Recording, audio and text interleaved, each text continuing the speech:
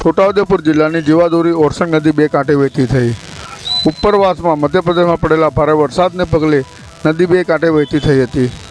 છોટાઉદેપુર ખાતે આવેલ આળબંધ ઓવરફ્લો થયો હતો।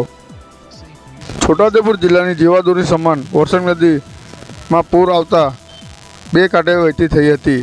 ઓરસંગ નદી બે કાંઠે થતાં ઓરસંગ નદી પરનો આવેલો આળબંધ ઓવરફ્લો થયો હતો।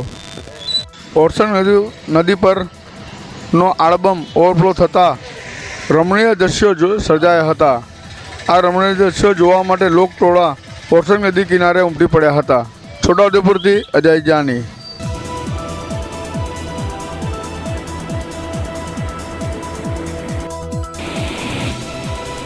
Safe music list.